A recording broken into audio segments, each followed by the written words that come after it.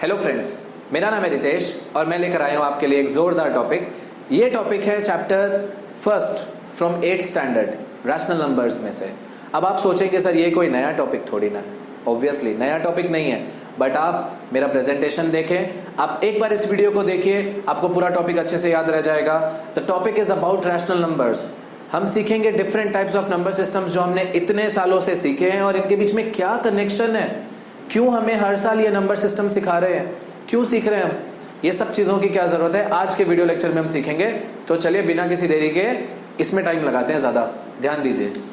सबसे फर्स्ट जो हमने 4th या 5th स्टैंडर्ड में सीखा होता है natural number systems, which we also call them as counting number system, right. जो नंबर्स हम काउंटिंग में यूज करते हैं वो होते हैं नेचुरल नंबर सिस्टम्स। अच्छे से सुनिए, सबसे पहले इन्होंने 1 2 3 4 5 से लेके इन्फिनिटी तक बनाया। इन्फिनिटी किसी को पता नहीं है, बट 1 से शुरू जरूर होगा, ये हमें पता था। तो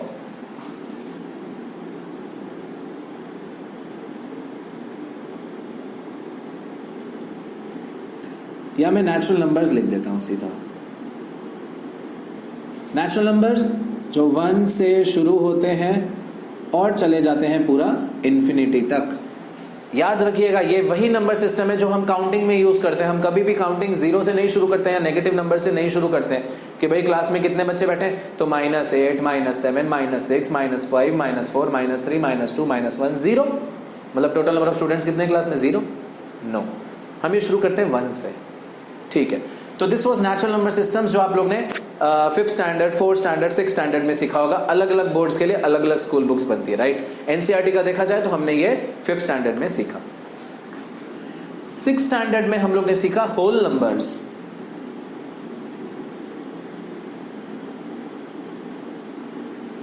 अब इन्हें क्या जरूरत पड़ी मैं आपको बताता हूं। सपोज करते हैं पहले जेब में 8 रुपए थे, आपने 6 रुपए खर्च किए, 8 - 6 बचा 2।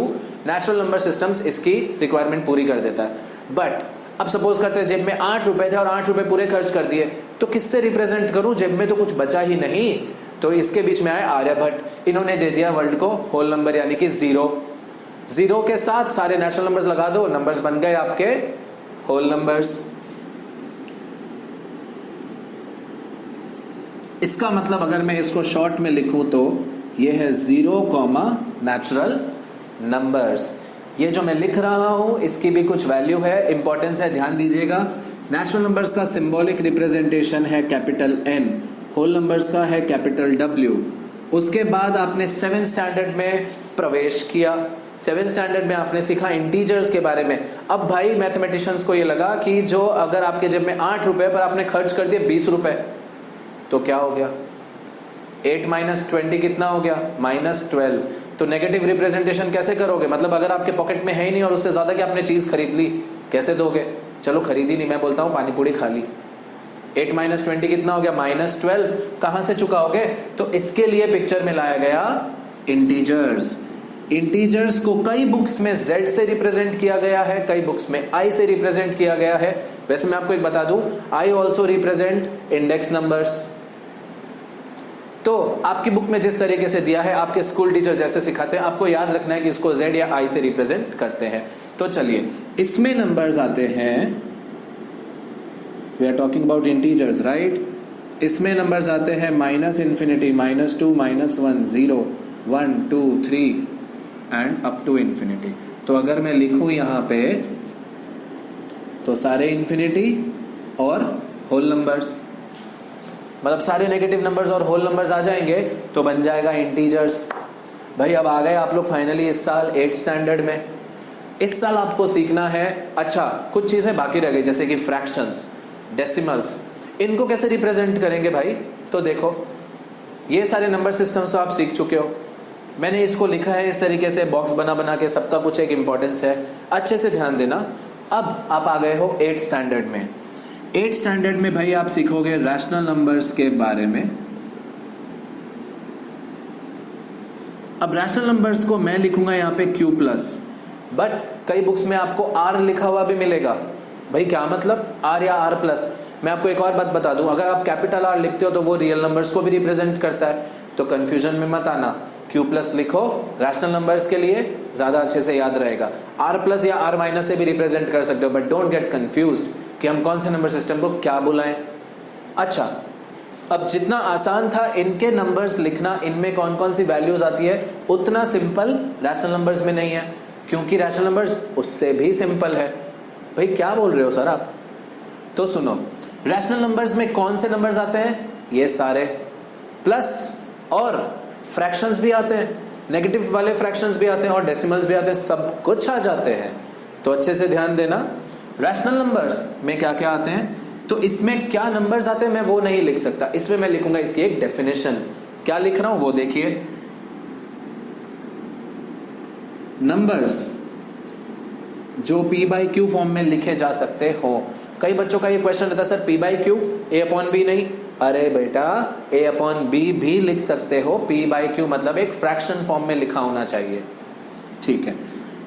कुछ कंडीशंस हैं कि इसके जो p एंड q होते हैं वो बिलोंग करते हैं इंटीजर्स को। ये जो सिंबल है इसको हम लोग सेट थियरी में यूज करते हैं, this stands for belongs to, कि p और q बिलोंग करते हैं इंटीजर्स को, मतलब इंटीजर कैटेगरी में से कुछ भी आ सकता है। चलो भाई ठीक है। और तीसरी कंडीशन, q कभी भी जीरो नहीं होना चाहिए, q कभी भी जीरो नहीं होना चाहिए। तो देखो इंटीजर्स बोला ना, प्लस माइनस कुछ भी आ सकता है, मतलब पॉजिटिव नेगेटिव फ्रैक्शंस आ गए। इंटीजर्स बोला है और p/q फॉर्म में लिखा होना चाहिए। तो क्या 2 रैशनल नंबर नहीं है? है, इसे आप 2/1 करके लिख सकते हो।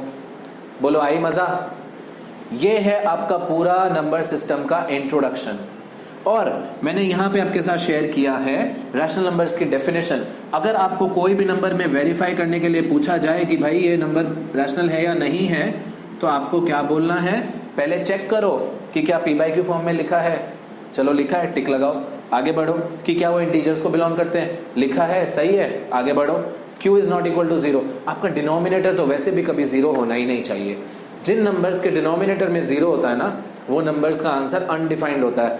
आप एप्पल फोन्स में, एंड्रॉइड फोन्स में, कैलकुलेटर में और कंप्यूटर में, विंडोज में या मैक में, कहीं पे भी चेक कर लो, आपको वहां पे या तो इन्फिनिटी का सिंबल दिखाएगा, जैसे MI के फोन्स में इन्फिनिटी का सिंबल दिखाते हैं, और कुछ एक कैलकुलेटर में या उसमें नॉट डिफाइंड करके दिखा देते हैं।